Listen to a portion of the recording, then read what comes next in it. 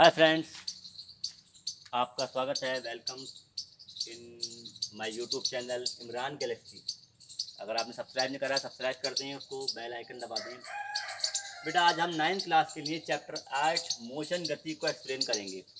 Chapter 8 है motion गति, class 9 chapter. इसमें जो डिस्कशन पॉइंट्स हैं वो यहाँ मैंने मेंशन कर दिए हैं समझाने के लिए। पहले हम पढ़ते हैं मोशन गति क्या होता है। मोशन गति, मोशन गति object changes position with time, वक्त के साथ साथ अपनी पोजीशन को जो बदले उसे क्या कहेंगे, मोशन या गति में कहेंगे।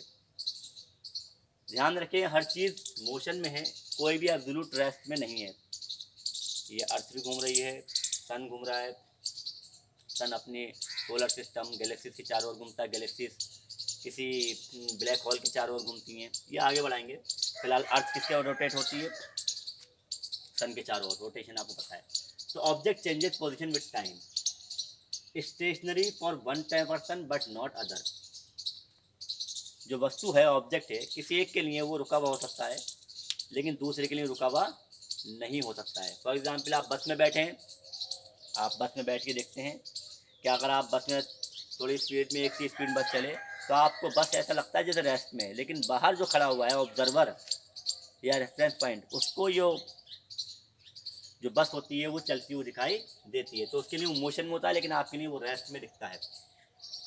Straight line, motion in straight line. पहले पढ़ते हैं कि कॉम्प्लेक्स मोशन, मोशन किस टाइप की होती है। मोशन अलग अलग गति अलग टाइप की होती है। स्ट्रेट लाइन सीधी गति पर ही सीधी चल रही है। सर्कुलर, आप कोई गोल पार्क के चारों ओर राउंड लगा रहे हैं तो सर्कुलर हो जाएगा। रोटेशन, रोटेशन एक पहिया है जो रोटेट कर रहा है, ये बॉल है जो अपने घूर्णन चारों ओर घूम घूम के घूर्णन गति रोटेशन में चलती है, घूर्णन गति कहते हैं। ये स्ट्रेट लाइन हो गई, रेखी हो गई, ये सर्कुलर वृत्ति हो गई, ये घूर्णन गति हो गई। और तीसरी चीज़ होती है वाइब्रेशन, कंपन, कंपनी गति।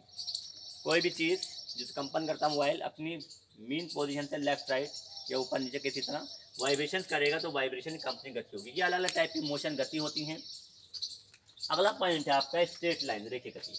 स्ट्रेट लाइन में चलते वक्त किसी न किसी को रेफरेंस पॉइंट लेते हैं। एक रेफरेंस पॉइंट लेना जरूरी है। रेफरेंस पॉइंट, संदर्भ बिंदु, क्या मतलब है आपका, इसको समझाने की कोशिश करते हैं। आप मान लो स्कूल में बैठे हैं, क्लास में, कोई टीचर पूछता है कि आपका स्कूल यहाँ से घर कितनी दूर है, तो अलग अलग बच्चे अलग अलग पोजीशन बताएंगे। कोई कहेगा सर मेरा 2 किलोमीटर है, मेरा 1 किलोमीटर है, मेरा 3 किलोमीटर है, मेरा आधा किलोमीटर है, मेरा यही है।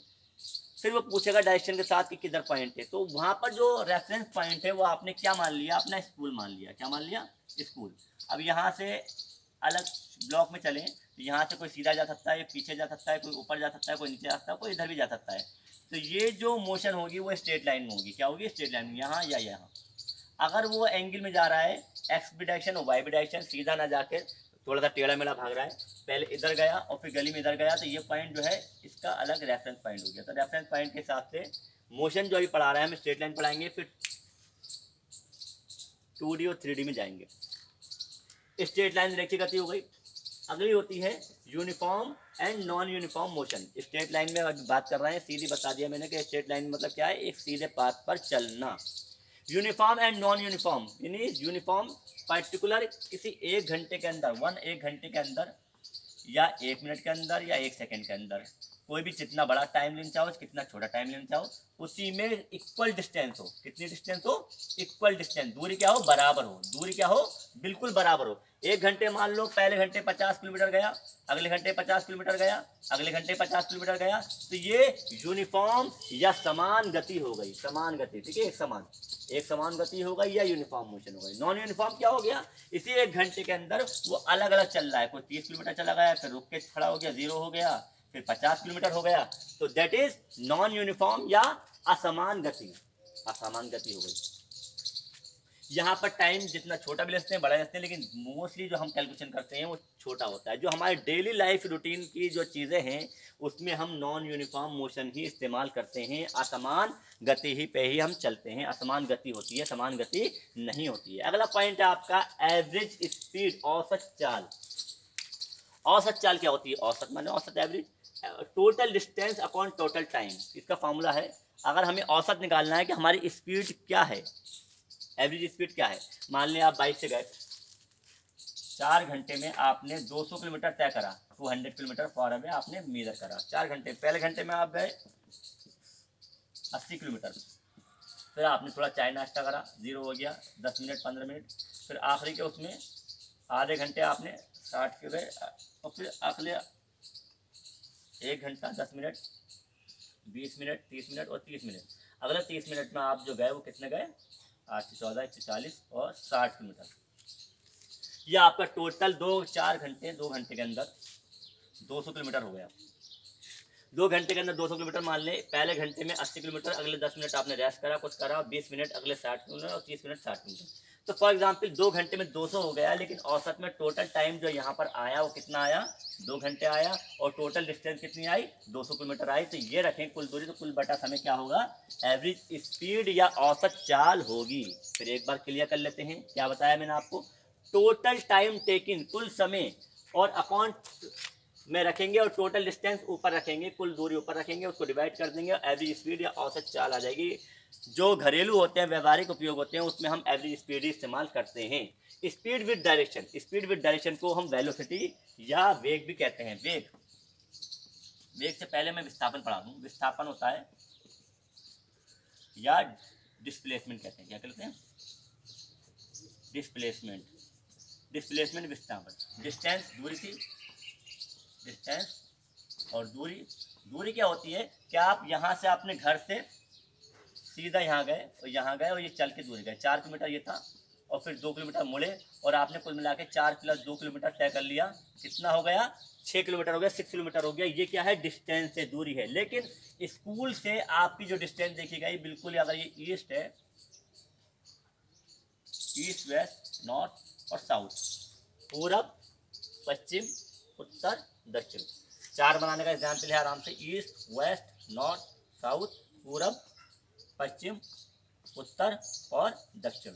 इजी वे है, ठीक है, 4 बना दे मैथ का और ऐसे याद कर लें, इजी शॉर्टकट वे है। ये 4 किलोमीटर यहाँ पर आप गए, 4 किलोमीटर ईस्ट की ओर, फिर 2 किलोमीटर गए आप नॉर्थ की ओर, पूरब और उत्तर, तो ये 6 किलोमीटर हो गया। लेकिन 4 जब ये निकालेंगे कैलकुलेशन तो अलग आएगी, ये हम पाइथागोरस थ्योरम में आपको बताएंगे। फिलहाल ये डिस्टेंस अलग होगी, आप अच्छी तरह जानते हैं। तो ये डिस्टेंस जो होगी वो कहलाएगी ईस्ट नॉर्थ, क्या कहलाएगी, ईस्ट एंड नॉर्थ, यानी क्या कहलाएगी, पूरब उत्तर, उत्तर पूर्व, उत्तर पूर्व की ओर जितना आप चलोगे वो आपका विस्थापन या डिस्प्लेसमेंट होगा। डिस्प्लेसमेंट विस्थापन क्या होता है, इनिशियल पॉइंट, शुरुआती पॉइंट से अंतिम पॉइंट, लास्ट पॉइंट की शॉर्टेज डिस्टेंस क्या कहलाएगी, क्या कहलाएगी, विस्थापन या डिस्प्लेसमेंट कहलाएगी। अगर आप यहाँ से ये गए ये गए ये गए ये गए ये गए ये गए, यहाँ पहुँच गए, ओ से लेकर ए पे पहुँच गए, तो ये तो आपकी डिस्टेंस है, ये, लेकिन ये क्या है, ये विस्थापन है, डिस्प्लेसमेंट है। विस्थापन या डिस्प्लेसमेंट है, और ये दूरी है, डिस्टेंस, दूरी दूरी दूरी दूरी दूरी दूरी दूरी छोड़ देंगे। मान लो 3 2 1 4 3 2 है, और ये 5 किलोमीटर रह गया, तो 3 2 जो जोड़ते आए डिस्टेंस हो जाएगा, ये 5 का विस्थापन हो जाएगा।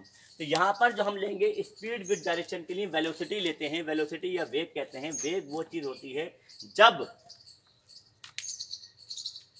उस स्पीड में, चाल में डायरेक्शन भी जुड़ जाए।